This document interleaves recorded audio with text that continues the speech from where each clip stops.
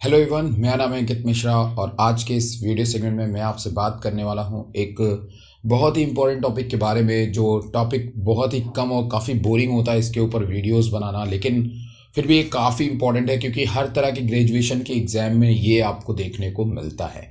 फिर मैं चाहे किसी भी यूनिवर्सिटी का नाम लो, ये हर तरह के एग्ज़ाम में आपको देखने को मिलता है। स्पेशली आपने एक टर्म सुना होगा या फिर एक यूनिट सुनी होगी या फिर एक बुक के बारे में सुना होगा, पैलिनोलॉजी, पैलियोबॉटनी। ये वो टॉपिक्स हैं जिनके ऊपर वीडियोस काफ़ी कम होते हैं बट काफ़ी इंपॉर्टेंट है क्योंकि इनके बारे में एग्जाम में पूछता ही पूछता है। अगर आप इलाहाबाद से बिलोंग करते हैं, यूनिवर्सिटी ऑफ इलाहाबाद में अगर आप पढ़ाई करते हैं तो वहाँ पे ये पर्टिकुलर टॉपिक आपसे पूछा ही जाने वाला है क्योंकि यहाँ पे फॉसिल्स की स्टडी बहुत ही ज़्यादा होती है और ये पूरी तरह से फॉसिल से रिलेटेड होता है। बात ये होता है कि अगर हम मोटी मोटी बात करें पैलिनोलॉजी के बारे में, तो पैलिनोलॉजी का मतलब होता है कि जैसे जब हम लोग पॉलन की स्टडी करते हैं तो पॉलन की स्टडी ही हमारा पैलिनोलॉजी के अंतर्गत आती है।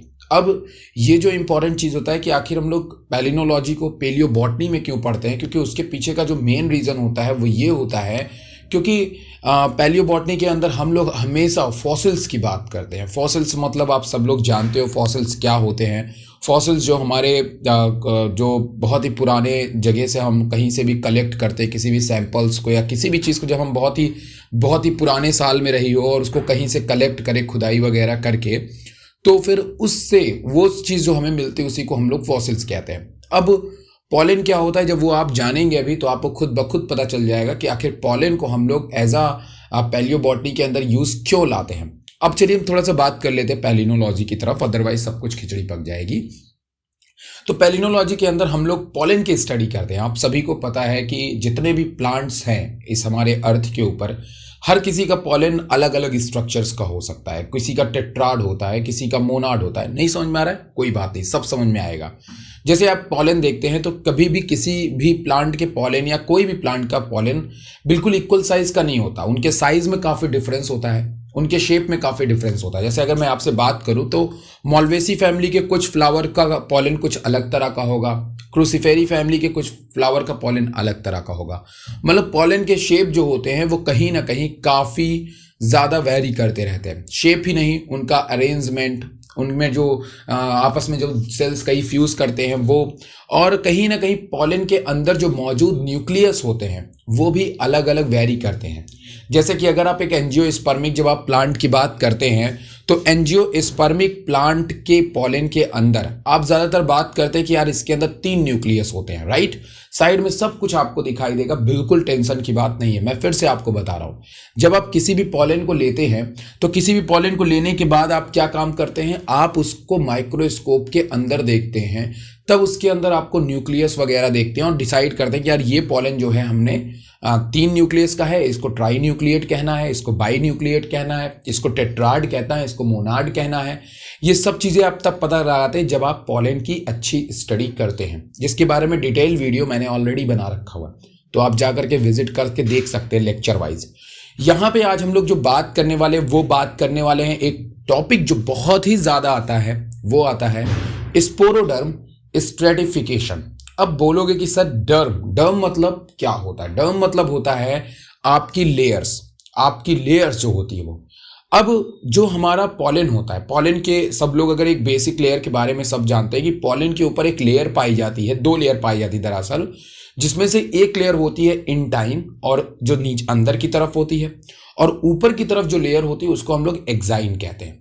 अब ये जो एक्साइन होता है ये एक ऐसे केमिकल से बना हुआ होता है जिसका नाम है स्पोरोपोलैनिन। क्या नाम है? स्पोरोपोलैनिन। मैंने काफी दफे आपसे जिक्र किया हुआ है कि स्पोरोपोलैनिन एक ऐसा केमिकल होता है या एक ऐसी लेयर होती है ये वाली एक्साइन की कि इसको कोई भी माइक्रो ऑर्गेनिज्म डिस्ट्रॉय नहीं कर सकता है। स्पोरोपोलैनिन जो सबसे ऊपर की लेयर है पॉलन की, उसको कोई भी माइक्रो ऑर्गेनिज्म डिस्ट्रॉय नहीं कर सकता है। बगल में आपको डायग्राम दिखेगा। अब ये जो स्पोरोपोलैनिन की लेयर होती है आपकी, ये स्पोरोपोलैनिन की लेयर दरअसल जब इसको कोई डिस्ट्रॉय नहीं कर सकता है तो ये लंबे टाइम तक स्टोर हो सकता है। तो अगर गलती से हजारों या 100 साल पहले ये कहीं पे गिर गया हो पॉलन, तो वो पॉलन आज भी पूरी तरह सुरक्षित होगा, जिससे कि हम उस पॉलन को वहां से कलेक्ट कर लेंगे और कलेक्ट करने के बाद कलेक्ट करने के बाद हम उस पॉलेन की स्टडी करेंगे तो हमें पता लग जाएगा कि आज से 200 साल 1000 साल पहले किस तरह के प्लांट थे। क्या वो प्लांट 1000 साल पहले उस प्लांट का पॉलेन कैसा था, या 1000 साल पहले वो प्लांट थे भी या नहीं थे। इस तरह की स्टडी को हम किस में कहते हैं, अभी मैंने कहा था पैलियोबॉटनी में करते हैं, जहां पे हम लोग फॉसिल की बात करते हैं, राइट। तो इसीलिए पॉलेन का जो स्ट्रक्चर है या जो हमारा पॉलेन है या फिर जो हमारी पैलिनोलॉजी है, इसको हम लोग बेसिकली कहां पढ़ते हैं, पैलियोबॉटनी के अंदर। अब आपको बात समझ में आई। तो पॉलेन का वो जो लेयर है, उस लेयर ने उस पॉलेन को बचाया लंबे समय तक, जिसके कारण वो बन गया हमारा एक फॉसिल्स स्ट्रक्चर, जिसके कारण हम इसकी स्टडी पैलियोबॉटनी के अंदर करते हैं। अब आपको बात समझ में आ गई होगी।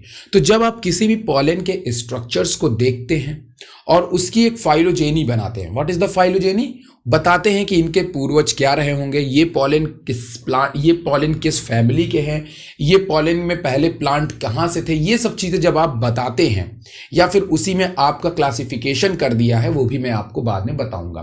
तो यहाँ पे इस टॉपिक के अंदर हम लोग बात करने वाले हैं स्पोरोडर्म स्ट्रेटिफिकेशन की, जिसमें हर एक पॉलेन के ऊपर जो ये ऊपर वाली लेयर होती है एक्साइन, ये लेयर हर किसी में अलग अलग तरह की होती है, अलग अलग शेप की होती है, अलग अलग तरह की होती है, बट कॉमन एक चीज होती है कि ये लेयर बिल्कुल इसी क्रम में आपको हर एक पॉलेन में देखने को मिलती है। तो इस वीडियो लेक्चर में आज हम लोग उसी की बात करने वाले हैं। ध्यान से वीडियो लेक्चर को देखिएगा, मजा आएगी। तो सबसे पहले अगर हम लोग बात करते हैं तो यहां पे आपके सामने जो स्ट्रक्चर्स विजिबल हो रहे हैं, इस स्ट्रक्चर्स में मैंने आपको जो सबसे ऊपर ग्रीन कलर का स्ट्रक्चर है, इसको हम लोग नाम दिए हैं सेक्साइन। क्या नाम दिए हैं, एक्साइन नाम दिए हैं। क्या नाम दिए हैं, एक्साइन नाम दिए हैं। और उसके बाद जो नीचे की और भी लेयर है, उसके बाद ये जो लेयर है, इसको हम लोगों ने इंटाइन नाम दिया है। क्या नाम दिया है, इंटाइन नाम दिया है। इस ब्लू वाले स्ट्रक्चर को हम लोगों ने इंटाइन नाम दिया है, ठीक है। वहीं पे अगर हम लोग बात करें उसके नीचे की लेयर की, तो इसको प्लाज्मा मेम्ब्रेन कहते हैं। अगर आपको नहीं समझ में आ रहा है तो मैं आपको फिर से यहां पे बताता चलूं कि देखिए, मान लीजिए कि ये कोई एक लेयर है, पॉलेन है, तो ये पॉलेन की ऊपर की जो लेयर है, इसको हम लोगों ने नाम दे दिया एक्साइन, और इसके अंदर की जो लेयर है उसको हम लोगों ने नाम दे दिया इंटाइन।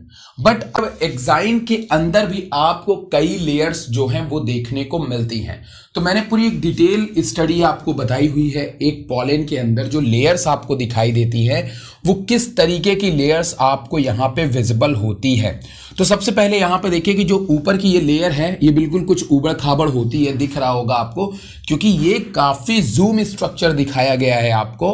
तो यहां पे अगर आप देखेंगे कि एक्साइन जो होता है, आपका जो एक्साइन होता है, वो बेसिकली उसमें दो आपके बेसिक स्ट्रक्चर आते हैं एक्साइन में। एक्साइन में दो बेसिक स्ट्रक्चर कौन कौन से आते हैं, एक आता है सेक्साइन और एक आता है नेक्साइन। एक्साइन को अब ये क्लासिफिकेशन किसने किया, ये जो लेयर के बारे में बताया, इसको बताया सबसे पहले एक साइंटिस्ट है जिनका नाम था अर्टमैन। अर्टमैन ने 1969 में, आई थिंक यस 1969 में जो है इसके बारे में बताया। अब जब उन्होंने बताया तो ये जो पूरी लेयर के बारे में बताया ना पॉलेन के, वो किन्होंने बताया, अर्टमैन ने बताया। तो इन्होंने बताया कि यार देखो, ऊपर की जो एक्साइन लेयर होती है, ऊपर की जो ये वाली लेयर, ये रेड वाली और ग्रीन वाली लेयर, ये दोनों एक्साइन है। क्या है, एक्साइन है। और ये ब्लू वाली लेयर क्या है, ये आपकी है इंटाइन। लेकिन एक्साइन में भी कई पार्ट होते हैं, एक्साइन में भी कई पार्ट होते हैं। जैसे कि इसमें एक पार्ट होता है आपका, जिसको मैंने कहा सेक्साइन होता है, और दूसरा पार्ट इसका नेक्साइन होता है। अब जो आपका सेक्साइन होता है, उसको इन्होंने कहा कि भाई जो सेक्साइन हमारा होता है वो दो पार्ट होते हैं, उसके भी दो पार्ट होते हैं, सेक्साइन के भी दो पार्ट होते हैं, जिसमें एक पार्ट को हम लोग कॉल्यूमेला कहते हैं। क्या बोलते हैं, कॉल्यूमेला कहते हैं, ये वाला स्ट्रक्चर, जिसमें एक पार्ट को हम लोग कॉल्यूमेला कहते हैं। अब ये जो कॉल्यूमेला का स्ट्रक्चर है, ये अलग अलग प्लांट में अलग अलग तरह का हो सकता है। मतलब जैसे जिम्नोस्पर्म में अलग तरह का होगा, यहां पे आपको कॉल्यूमेला शेप का है, इसलिए इसको हमने कॉल्यूमेला बोल दिया। क्या बोल दिया, कॉल्यूमेला। कहीं कहीं पे इसको बैकुलम भी लिखा जाता है, कहीं कहीं पे आपको बैकुलम भी लिखा हुआ मिल जाता है। तो यहां पे सेक्साइन के दो लेयर होते हैं, एक होता है टैक्टम, जो ऊपर की तरफ आपको दिखाई देता है, टैक्टम सेक्साइन में, किसमें, सेक्साइन में। तो सबसे पहले आपको मैंने क्या बताया, यहां पे ध्यान रखेंगे तो आपको पता चल जाएगा। देखिए मैं यहां पे लिख दे रहा हूं, जगह नहीं है तो मैं यहीं पे लिख दे रहा हूं। सेक्साइन के 2 लेयर होते हैं, मैंने कहा आपको सेक्साइन के 2 लेयर कौन कौन से होते हैं, और सेक्साइन किसका पार्ट है, एक्साइन का। तो सेक्साइन के 2 लेयर होते हैं, एक होता है आपका टेक्टम, टेक्टम होता है जो ऊपर की सबसे अपर लेयर होती है, tectum. Look at this was the tectum, okay. और उसके बाद अनदर जो होता है, नेक्स्ट जो होता है, वो मैंने कहा कि भाई ये आउटर, वैसे इसको हम लोग आउटर सेक्साइन बोलते हैं, आउटर सेक्साइन कहते हैं, बट हम लोग इसको कॉल्यूमेला बोल सकते हैं, कॉल्यूमेला, ठीक है। तो ये 2 जो होते हैं वो क्या होते हैं, सेक्साइन होते हैं। क्या होते हैं, सेक्साइन होते हैं। ये दो आपके कौन होते हैं, सेक्साइन होते हैं, टेक्टम और कॉल्यूमेला।